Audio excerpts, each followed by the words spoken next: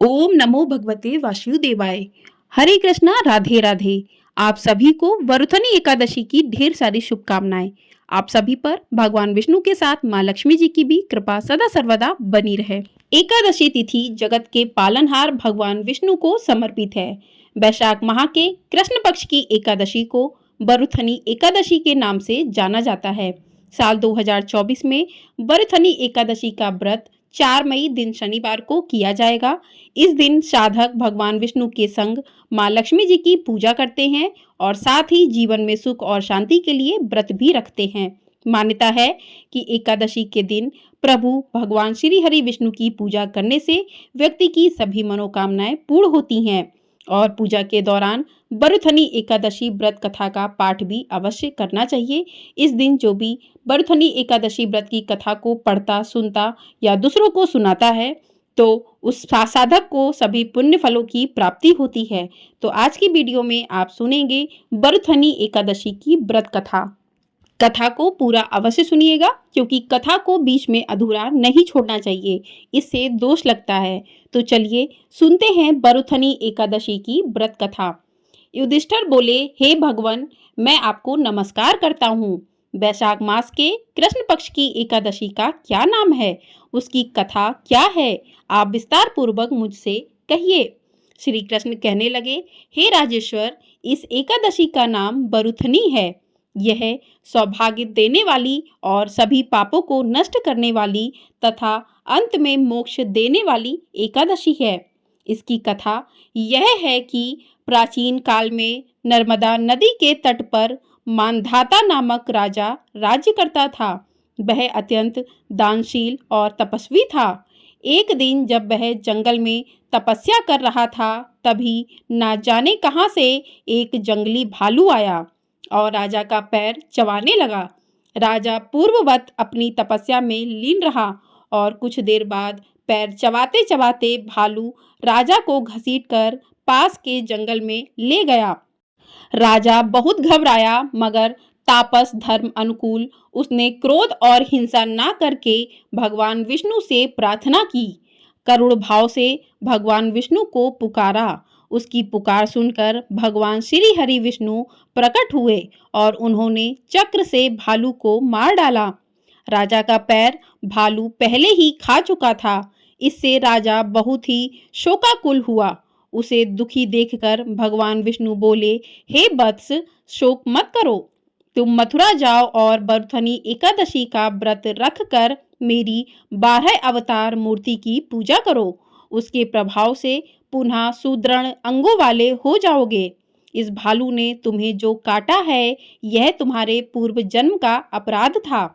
भगवान की आज्ञा मानकर राजा मानधाता ने मथुरा जाकर श्रद्धा पूर्वक वरुथनी एकादशी का व्रत किया और इस व्रत के प्रभाव से राजा शीघ्र ही पुनः सुंदर और संपूर्ण अंगों वाला हो गया।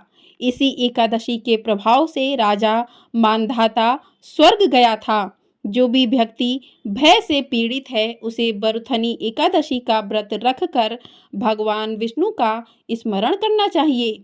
इस व्रत को करने से समस्त पापों का नाश होकर अंत में भक्त को मोक्ष की प्राप्ति भी होती है। बोलिए श्री हरि विष्णु जी की जय। तो इस प्रकार से वरुथनी एकादशी की व्रत कथा संपन्न होती है। जो भी भक्त इस व्रत को यदि कोई अभागन स्त्री करती है तो उसे सौभाग्य की प्राप्ति होती है। वरुथनी एकादशी का फल, व्रत का फल 10,000 वर्ष तक तप करने के बराबर माना गया है। कुरुक्षेत्र में सूर्य ग्रहण के समय एक मन स्वर्ण दान करने से जो फल प्राप्त होता है, वही फल वरुथनी एकादशी के व्रत करने से भी मिलता है। वरुथनी एकादशी के व्रत को करने से मनुष्य इस लोक में सुख भोग कर परलोक में स्वर्ग को प्राप्त होता है। शास्त्रों में कहा गया है कि हाथी का दान घोड़े के दान से श्रेष्ठ है। हाथी के दान से भूमि दान, भूमि के दान से तिलों का दान और तिलों के दान से स्वर्ण का दान तथा स्वर्ण के दान से अन्न का दान श्रेष्ठ है। अन्न दान के बराबर कोई दान नहीं है। अन्न दान से देवता, पितर और मनुष्य तीनों तृप्त हो जाते हैं। शास्त्रों में इसको कन्यादान के बराबर माना गया है। वरुथनी एकादशी के व्रत से अन्नदान तथा कन्यादान दोनों के बराबर फल मिलता है। जो भी मनुष्य लोभ के बस होकर कन्या का धन लेते हैं वे प्रलय काल तक नरक में वास करते हैं या उनको अगले जन्म में बिलाव का जन्म लेना पड़ता है। जो मनुष्य प्रेम एवं धन सहित कन्या का दान करते हैं उनके पुण्य को चित्रगुप्त भी लिखने में असमर्थ हैं। उनको कन्यादान का फल मिलता है। तो वरुथनी एकादशी के व्रत का इतना अधिक महत्व है, इतना अधिक फल देने वाला व्रत है कि इस व्रत को करने से मनुष्य को कन्यादान के बराबर फल की प्राप्ति होती है। तो जो भी भक्तजन सच्चे मन भाव से इस व्रत को करते हैं, इस व्रत की कथा को सुनते हैं, तो उनके सभी पाप दूर होकर अंत में उन्हें मोक्ष की प्राप्ति होती है। एकादशी के दिन आपको मांस, मदिरा, कांसे के बर्तन में भोजन करना नहीं चाहिए। मसूर की दाल, चने का सेवन नहीं करना चाहिए और दूसरों के घर पे भी आपको इस दिन भोजन नहीं करना चाहिए। तो इन चीज़ों का आपको विशेष रूप से ध्यान रखना है, क्योंकि एकादशी के दिन यदि आप दूसरों की चुगली बुराई करते हैं तो आपका व्रत जो है वो अधूरा हो जाता है, कहीं ना कहीं उसका पूरा फल आपको प्राप्त नहीं होता है। तो इस दिन आप विशेष रूप से भगवान का भजन करें, भगवान को याद करें, पूरे विधि विधान पूर्वक भगवान विष्णु माँ लक्ष्मी जी का पूजन करें, सभी चीज़ें उनको अर्पित करें, भोग लगाएं, पुष्प अर्पित करें, ओम नमो भगवते वासुदेवाय मंत्र का जाप करें, विष्णु सहस्त्र नाम का पाठ का जाप भी आप करें इस दिन। तो इन सभी का जाप करें। जाप करने के बाद आप पूजा करने के बाद पूजा में तुलसी दल जरूर अर्पित करें, क्योंकि बिना तुलसी दल के भगवान विष्णु की जो भोग प्रसाद है वो अधूरा माना जाता है, वो ग्रहण नहीं करते हैं। तो इस प्रकार से पूजन करें, कथा को सुने और विष्णु सहस्त्र नाम का पाठ करें। इस प्रकार से पूजा संपन्न करने के बाद आप अंत में आरती करें। तो चलिए आरती शुरू करते हैं। ओम जय एकादशी माता, विष्णु पूजा व्रत को धारण कर शक्ति मुक्ति पाता, तेरे नाम गिनाऊं देवी भक्ति प्रदान करनी। गढ़ गौरव की देनी माता, शास्त्रों में बरनी। ओम जय एकादशी माता, मार्गशीर्ष के कृष्ण पक्ष की उत्पन्ना, विश्व तारिणी जन्मी, शुक्ल पक्ष में हुई मोक्षदा, मुक्तिदाता बन आई। ओम जय एकादशी माता।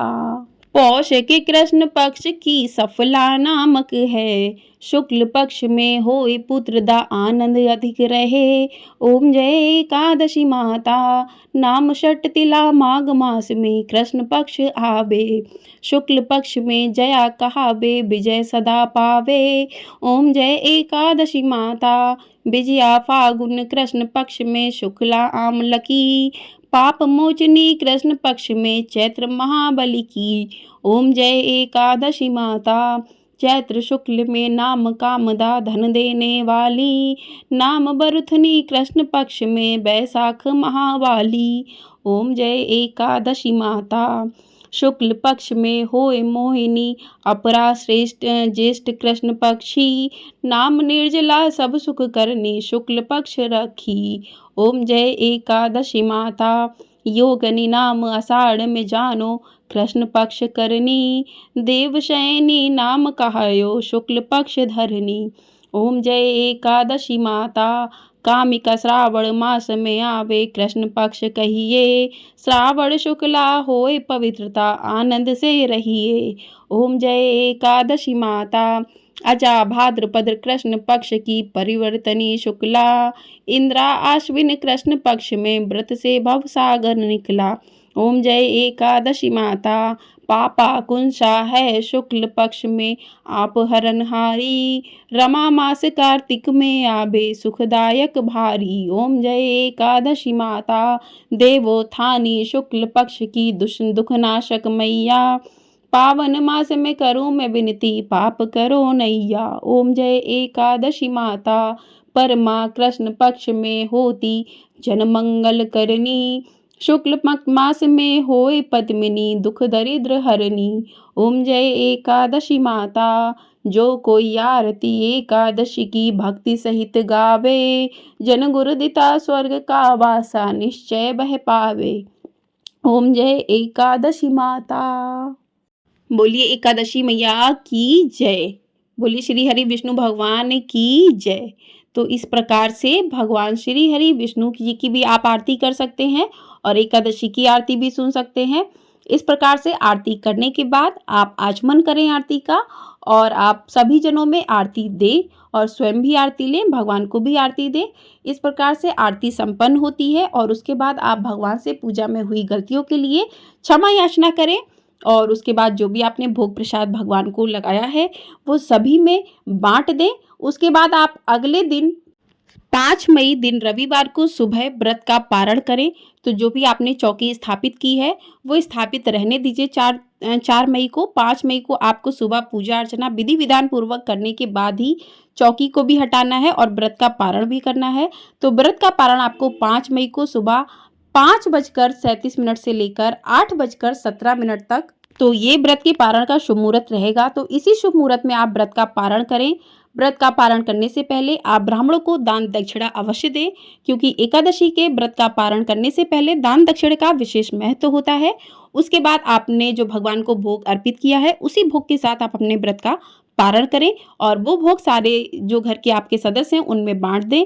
और पारण करते समय आपको विशेष रूप से ध्यान रखना है कि आपको सात्विक भोजन ही लेना है। उस दिन आपको भी प्याज लहसुन का सेवन नहीं करना चाहिए।